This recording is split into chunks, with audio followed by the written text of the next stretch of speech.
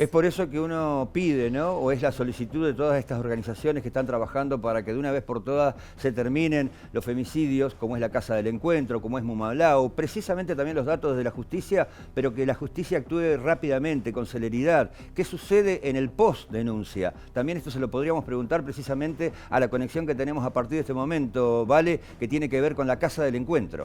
Ada Rico es la presidenta de la Casa del Encuentro. Le vamos a agradecer este contacto con Canal 10 en la provincia de Río Negro. Gracias, Ada, por su tiempo. Gracias, buenas noches. Buenas noches, gracias a ustedes por la comunicación. Bueno, hablamos de esto que es tan grave, ¿no? Es como que hay un pedido a gritos desde hace ya mucho tiempo. Lamentablemente otra vez hoy es un tema destacado hablar de esta cifra que es alarmante. La primera pregunta, Ada, me gustaría saber qué pasa, porque a veces uno dice no se anima a ir a denunciar porque está sometida en el hogar la mujer con su pareja. Pero ¿qué pasa después, cuando se anima a denunciar, el post-denuncia, el miedo a volver a la casa, ¿no? Sí, en realidad lo que tenemos que hablar fundamentalmente es del Poder Judicial. Cuando una mujer vence el miedo y va a realizar una denuncia, la justicia tiene que protegerla. ¿Y cómo se la protege? Brindándole acompañamiento. Y el acompañamiento tiene que ser, por ejemplo, un botón antipánico para la mujer, por ejemplo, una tobillera electrónica al agresor. Todo esto monitoreado con mucha responsabilidad, porque esa mujer ha vencido el miedo y se ha animado a denunciar, y es obligación de la justicia realmente protegerla.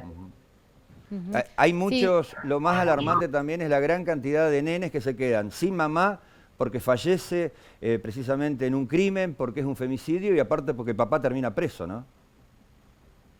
Sí, esto es algo que realmente nos preocupa, nos interpela como sociedad. La cantidad de hijos e hijas, muchísimos menores que quedan en total desamparo porque, bueno, su madre ha sido asesinada y el asesino es el padre.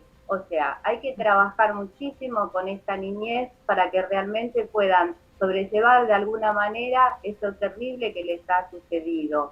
Y a veces, tal como ustedes lo están diciendo, queda invisibilizado este tema. Hablar de las víctimas colaterales, le decimos desde la Casa del Encuentro, que son estos menores a quienes hay que acompañar para que realmente puedan poder elaborar lo que les ha sucedido. Esto tan terrible que es el asesinato de su madre en manos del padre. Ada, recién usted mencionó a la justicia. Muchas veces, luego de una denuncia por violencia, se dictan medidas cautelares que, sin embargo, no son... son realmente violadas por estas personas, por los violentos. Estamos hablando, sí, de, por ejemplo, la ley 3040. ¿Qué funciona o qué es lo que falla en el mecanismo de contención para que muchos de los casos de femicidios tenían denuncias anteriores, a veces denuncias reiteradas por hechos de violencia, pero sin embargo los agresores terminan cometiendo estos femicidios? Sí, en principio lo que tenemos que dejar en claro para una mujer que esté en una situación de violencia, que nos esté escuchando, que tienen que denunciar. Y en paralelo tenemos que reclamar al Poder Judicial que las proteja, porque la denuncia por violencia de género, y especialmente si la mujer logra una medida cautelar, quiere decir que está en riesgo. Y ese riesgo no significa solamente un papel, significa que le den dispositivos para que la proteja. Pero es fundamental que si alguien nos está escuchando y está en una situación de violencia, se animen a denunciar. Y estamos interpelando al Poder Judicial para que las proteja, porque tienen que ser protegidas. Ellas están en una situación de extrema vulnerabilidad. Ada, ¿cuáles son los motivos fundamentales? Ustedes seguramente también han hecho un estudio y una estadística. ¿Es el despotismo y el machismo propio de una relación? ¿O pasa por celos, por obsesiones o por temas económicos, por temas de dinero en juego en una familia o en una herencia? ¿Cuáles son los puntos fundamentales que generan un femicidio? El punto fundamental es una cuestión cultural. O sea, que el varón agresor considera a una mujer como un objeto de su pertenencia, a la mujer, a los hijos, a las hijas. Entonces, en esto es lo que hay que trabajar. Pero en paralelo reclamar al Estado más medidas de prevención, más campañas de concientización, más acompañamiento hacia estas mujeres, hacia esas hijas e hijos que en realidad son los adultos y adultas del mañana y tienen que protegerlas. Por eso nosotras no pertenecemos a un partido político, nosotras somos una ONG que trabajamos hace muchísimos años y pedimos y reclamamos más medidas de protección para estas, porque el cambio cultural va a llegar en algún momento, pero indudablemente no es el hoy. Las estadísticas lo demuestran. Una mujer o una compañera trans asesinada cada 30 horas en nuestro país. Ada, bueno, recién hablábamos de la parte judicial y usted está mencionando las políticas públicas que tienen que tener los estados para contener estos hechos de violencia. ¿Qué sucede con los datos estadísticos? Porque para aplicar estas políticas tiene que haber un raconto de lo que está pasando. Organizaciones como la de usted o la de Ahora que sí nos ven se encargan de este relevamiento, pero bueno, realmente el Estado no está, o quizás se lo pregunto, si está poniendo todo lo necesario para poder tener los datos para a partir de allí comenzar a trabajar. Bueno, en realidad nosotras de la Casa del Encuentro desde el año 2008 relevamos los informes de femicidios. Posteriormente, a partir del 2015, de Ni Una Menos, tenemos más observatorios, pero todos dependen de la sociedad civil o de algún partido político.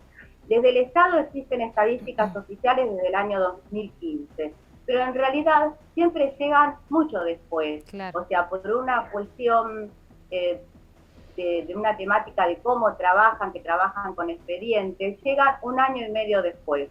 Entonces, tal vez cuando publican estas estadísticas, en ese lugar donde había una problemática específica, ya llegan tarde. Llega tarde. Entonces, lo que pedimos es realmente que exista una sola estadística oficial desde el Estado, una sola, unificada, y con criterio. No se puede esperar a que pase un año y medio, 2 para presentar un informe. La sociedad civil, sí, nosotras somos las que reclamamos, demandamos, exigimos, pero el Estado tiene que hablar y trabajar con mucha seriedad sobre este tema, porque se lleva la vida de las mujeres, y eso es lo que tenemos que entender. Ada, también la situación económica, este mal momento que estamos viviendo ahora puntualmente hablando de Argentina, genera, ¿no?, el hecho de los femicidios, el hecho de que una persona, un matrimonio no pueda tener una casa cómoda, no tenga trabajo el esposo, esté vulnerable psicológicamente, genera una convivencia perversa también, ¿no?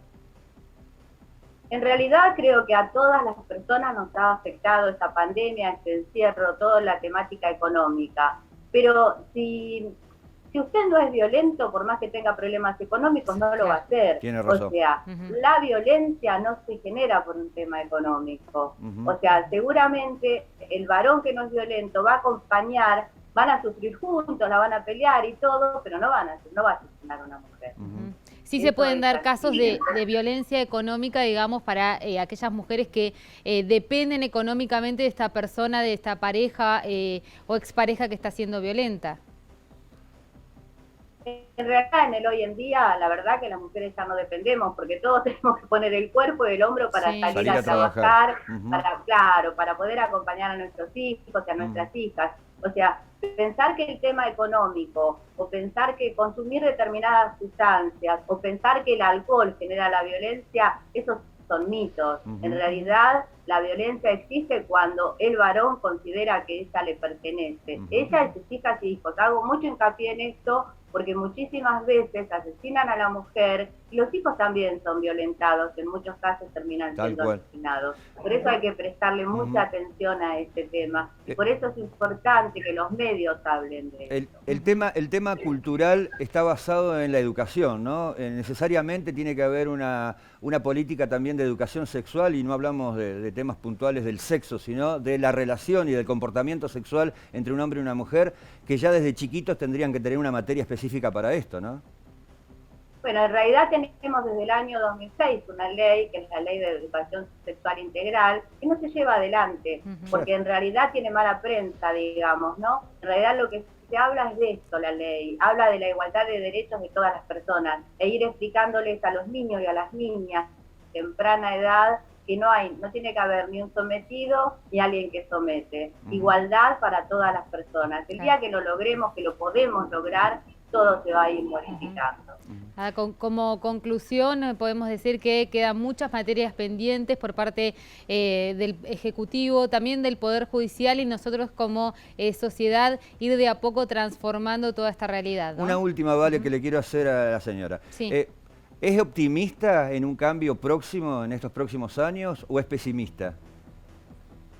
No, nosotras de la Casa del Encuentro somos muy optimistas, porque en algún momento las mujeres ni votábamos siquiera. En algún momento, cuando yo era muy jovencita, estábamos totalmente regadas e incluso teníamos obligación de utilizar el apellido de nuestro esposo. En el hoy podemos votar. Los cambios no son de un día para el otro, pero los cambios suceden. Y aquí estamos, todas las organizaciones que trabajamos con esta temática, estamos luchando para que así sea. Y que quede claro, nosotras no trabajamos en contra de los varones, estamos trabajando por la igualdad de derechos para todas las personas. Claro, en contra de la violencia trabajan, en contra de la violencia. Exacto, repudiamos la violencia en todos sus sentidos.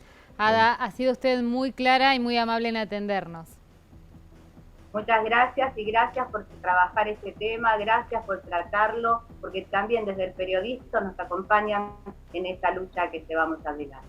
Gracias a ustedes. Hasta luego. Ahí está Ada Rico, entonces, de este grupo Encuentro. La Casa del Encuentro. La Casa del Encuentro. Sí, es una organización que se encarga de hacer el relevamiento, primero la contención, pero también el relevamiento de todos los hechos de violencia de género, los femicidios y los transvesticidios. Bueno, terrible, ¿no? Escuchó bien, en 9 meses más de 200 femicidios en Argentina. Ni hablar cuando uno se pone a mirar estadísticas de otros países latinoamericanos, México, Colombia.